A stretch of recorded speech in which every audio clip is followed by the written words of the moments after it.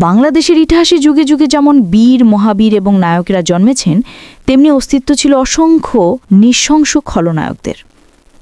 আজকের যাত্রায় তেমনি সর্বকালের সবথেকে ভয়াবহ ৫ জন ভয়াবহ খলনায়কদের কথা তুলে ধরব, যাদের নৃশংসতার বর্ণনা যুগ যুগ ধরে অমর হয়ে থাকবে। চলুন শুরু করি নাম্বার ৫ থেকে। নাম্বার ৫-এ আছেন আখতারুজ্জামান শাহীন। ঝিনাইদহ জেলার কালীগঞ্জ ও কোটচাঁদপুর এই নামগুলোতে আজও মানুষজন শিহরণ বোধ করে, কারণ এখানকার এক ব্যক্তির নামই ছিল ভয়ঙ্কর আতঙ্কের প্রতীক, আখতারুজ্জামান শাহীন, যিনি কুখ্যাত কসাই নামে পরিচিত। তার নাম শুনলেই এলাকাবাসীর হৃদয় ভয়, উদ্বেগ এবং অনিশ্চয়তার ছায়া নেমে আসত। শাহীন ছিলেন এক অপরাধী যার নৃশংসতার তুলনা কমই পাওয়া যায়। চাঁদাবাজি, অপহরণ, হত্যাকাণ্ড, তার বিরুদ্ধে প্রতিটি অভিযোগই রীতিমতো ভয়ঙ্কর ছিল। শোনা যায় তিনি তার শিকারদের নৃশংসভাবে হত্যা করতেন, দেহ টুকরো টুকরো করে ছড়িয়ে দিতেন। এই ভয়াবহ কাহিনী শুনে সাধারণ মানুষ প্রায়শই ঘরবন্দি হয়ে থাকত, যেন মৃতপ্রায় আতঙ্ক তাদের জীবনকে গ্রাস করেছে। কিন্তু শেষ পর্যন্ত আইন শৃঙ্খলা রক্ষাকারী বাহিনী তার সন্ত্রাসের শিকড় পরিপূর্ণভাবে ভাঙতে সক্ষম হয়। তাকে গ্রেফতার করা হয় এবং আদালতের কঠোর বিচার শেষে শাহীনকে মৃত্যুদণ্ড দেওয়া হয়। এক নিখুঁত প্রমাণ যে অপরাধ কখনো ছাড় পায় না। এই গল্প আমাদের শেখায় এক জ্বলন্ত সত্য: অপরাধ কখনো সমাধান নয়। প্রলোভন, ধনসম্পদ বা ক্ষমতা যতই আকর্ষণীয় মনে হোক, এর পরিণতি ধ্বংসাত্মক।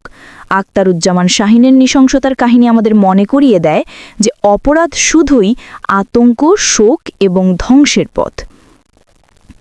নাম্বার ৪-এ থাকছেন ফাঁসি লতিফ বা আব্দুল লতিফ। ৯০-এর দশকের শেষের দিকে ঢাকার আশেপাশের মানুষজনের জন্য এই নামটি ছিল এক আতঙ্কের প্রতীক। নারী এবং শিশুদের উপর তার নৃশংসতার কাহিনী এতই ভয়াবহ ছিল যে তার শিকারদের শিহরণ কেবলই স্থানীয়দের মনে নয়, পুরো এলাকার মানুষের মনেও গভীর ছাপ ফেলেছিল।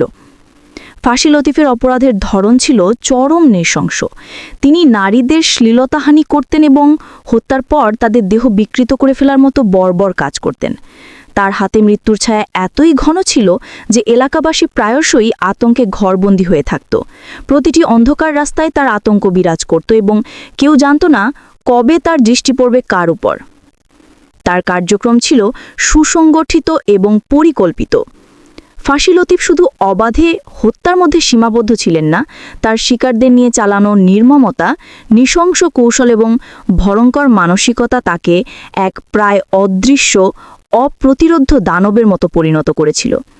এমনকি পুলিশও বহুদিন তাকে ধরতে পারছিল না। তার উপস্থিতি যে কোনো স্থানকে তীব্র আতঙ্কে ভরিয়ে দিত, তা স্বতঃসিদ্ধ। কিন্তু অবশেষে দীর্ঘ অনুসন্ধান, নজরদারি এবং অভিযান শেষে আইন শৃঙ্খলা রক্ষাকারী বাহিনী তাকে গ্রেফতার করতে সক্ষম হয়। আদালতে তার বিরুদ্ধে একাধিক ধর্ষণ ও হত্যাকাণ্ডের প্রমাণ উপস্থাপন করা হয়। সমস্ত প্রমাণ ও নৃশংসতার স্বীকৃতির পর তাকে মৃত্যুদণ্ড দেওয়া হয় এবং তা কার্যকর করা হয়। ফাঁসি লতিফের নৃশংস কাহিনী আজও ইতিহাসের পৃষ্ঠায় লেখা আছে, এক ভয়ঙ্কর অধ্যায় যা ভয়, আতঙ্ক এবং নির্মমতার চরম উদাহরণ হিসাবে স্মরণীয়। নাম্বার ৩-এ জানাব রসু খাঁর কথা, যার পুরো নাম রফিকুল ইসলাম, বাংলাদেশের ইতিহাসের অন্যতম কুখ্যাত ধারাবাহিক খুনি। তার নাম শুনলেই চাঁদপুর জেলার ফরিদগঞ্জ এবং আশেপাশের মানুষের মনে আতঙ্কের ছায়া নেমে আসত। রসু খাঁর নৃশংস অপরাধের জন্য তিনি দেশের বিভিন্ন প্রান্তে পরিচিতি লাভ করেছিলেন। রসু খাঁ মূলত তার জন্মস্থান চাঁদপুর জেলার ফরিদগঞ্জ উপজেলা এবং তার আশেপাশের এলাকায় তার অপরাধমূলক কর্মকাণ্ড চালাতেন। পোশাক কারখানার শ্রমিকদের প্রেমের ফাঁদে ফেলে তিনি তাদের নির্জন স্থানে নিয়ে যেতেন এবং নির্মমভাবে হত্যা করতেন। প্রতিটি রাত যেন তার ভয়ঙ্কর উপস্থিতি মনে করিয়ে দিত, আর স্থানীয়রা আতঙ্কে ভরা অবস্থায় দিন যাপন করত। তার নৃশংসতার সময়কাল ছিল মূলত ২০০০ সালের পর থেকে ২০০৯ সাল পর্যন্ত। ২০০৯ সালে একটি সাধারণ ফ্যান চুরির মামলায় পুলিশ তার খোঁজ পান এবং গ্রেফতার করতে সক্ষম হয়। গ্রেফতারের পর ধীরে ধীরে প্রকাশ পায় তার ভয়াবহ অপরাধের ইতিহাস, যা পুরো চাঁদপুর অঞ্চল এবং দেশের অপরাধ ইতিহাসে গভীর দাগ রেখেছে। জেলখানায় বিচার চলাকালীন রসুখা স্বীকার করেন যে তিনি একাধিক নারীকে ধর্ষণ এবং হত্যা করেছেন। তিনি নিজেই জানান তার লক্ষ্য ছিল 101 হত্যাকাণ্ড ঘটানো, কিন্তু তার আগেই আইন তার পথ বন্ধ করে দেয়। বিভিন্ন মামলার রায়ে তাকে একাধিকবার মৃত্যুদণ্ড দেওয়া হয়েছে এবং হাইকোর্টেও সেই রায় বহাল আছে। বর্তমানে রসুখা কারাগারে রয়েছেন। তার কাহিনী চাঁদপুর অঞ্চলের ইতিহাসে লেখা আছে, এক ভয়ঙ্কর অধ্যায় যা আজও মানুষের মনে আতঙ্কের স্মৃতি হিসেবে জ্বলজ্বল করে। নাম্বার 2 হচ্ছে শাহজাহান ভুঁইয়া, যিনি জল্লাদ শাহজাহান নামে পরিচিত। বাংলাদেশের অপরাধ ইতিহাসের এক ভয়ঙ্কর নাম।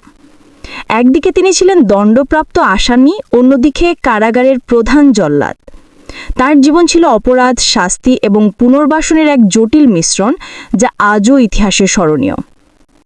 1950 সালের 26 মার্চ নরসিংদী জেলার পলাশ উপজেলার ইছাখলি গ্রামে জন্মগ্রহণ করেন শাহজাহান। তার প্রারম্ভিক জীবন সাধারণ হলেও সেনাবাহিনীতে যোগ দেওয়ার পর সবকিছু বদলে যায়। শৃঙ্খলাবোধহীনতা ও অফিসারদের সঙ্গে অমিলের কারণে 11 মাস কর্মস্থলে অনুপস্থিত থাকার জন্য সামরিক আদালতে 1 বছরের কারাদণ্ড দেওয়া হয়। এই 1 বছরের সাজা তার জীবনকে এক অন্ধকার পথে টেনে নিয়ে যায়। কারাগারে বন্দী অবস্থায় শাহজাহান অপরাধ জগতের সঙ্গে পরিচিত হন। বিভিন্ন চোর, ডাকাত ও অপরাধীদের সঙ্গে মেলামেশা তাকে আরও বিপজ্জনক করে তোলে। 1979 সালে মাদারীপুরের একটি অপারেশনে তার গ্রেফতার হয়। তার নামে মোট 36টি মামলা হয়, যার মধ্যে ছিল 34টি হত্যাকাণ্ড, একটি ডাকাতি ও একটি অস্ত্র মামলা। 1995 সালে ডাকাতি ও হত্যার দায়ে তাকে 184 বছরের সাজা দেওয়া হয়, যা পরে আপিল করে 42 বছরে কমানো হয়। কারাগারে বন্দী থাকাকালীন শাহজাহান জল্লাদের কাজে প্রতি আগ্রহী হন। 1989 সালে তিনি গফরগাঁওয়ের নুরুল ইসলামকে ফাঁসি দিয়ে জল্লাদ হিসাবে কর্মজীবন শুরু করেন। 1997 সালে প্রধান জল্লাদ হিসাবে নিযুক্ত হয়ে তিনি 32 জনের ফাঁসি কার্যকর করেন।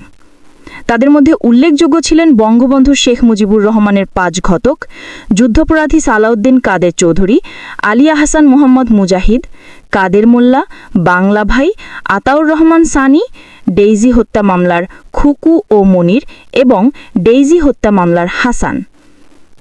31 বছর 6 মাস 2 দিন কারাবন্দী থাকার পর 2023 সালের 18 জুন শাহজাহান মুক্তি পান। তার মুক্তিপরের জীবনও শান্তিপূর্ণ ছিল না। বছরের শেষের দিকে তিনি একটি অল্প বয়সী মেয়েকে বিয়ে করেন, কিন্তু বিয়ের কিছুদিনের মধ্যেই মেয়েটি 10 লাখ টাকা এবং স্বর্ণ অলংকার নিয়ে পালিয়ে যায়। এই ঘটনা তাকে মানসিকভাবে বিধ্বস্ত করে। 2024 সালের 24 জুন রাজধানীর সোহরাওয়ার্দী হসপিটালে চিকিৎসাধীন অবস্থায় শাহজাহান মৃত্যুবরণ করেন। তার জীবন এক চরম নাটকীয় অধ্যায়, যা অপরাধ, শাস্তি এবং পুনর্বাসনের সীমা তুলে ধরে। সে একবার অপরাধী, একবার শাস্তিধারী, আরেকবার ইতিহাসের জল্লাদ। এক জীবনের সব রূপই ছিল চরম নাটকীয়তা এবং সাসপেন্সে ভরা। নাম্বার 1-এ থাকছেন এরশাদ শিকদার, যিনি ছিলেন অপরাধ জগতের বাদশা। রাঙাচোড়া নামে পরিচিত বাংলাদেশের নলছিটি উপজেলার মাদারঘোনা গ্রামে জন্মগ্রহণ করেন তিনি। খুলনায় আসার পর রেলওয়ে স্টেশনে কুলি হিসাবে কাজ শুরু করেন এবং ধীরে ধীরে চুরি ও ডাকাতির সঙ্গে জড়িয়ে পড়েন। 1976-77 সালে রামদা বাহিনী নামে একটি সন্ত্রাসী দল গঠন করেন, যা খুলনার রেলওয়ে স্টেশন ও ঘাট এলাকায় চুরি, ডাকাতি ও সন্ত্রাসী কর্মকাণ্ডে লিপ্ত হয়।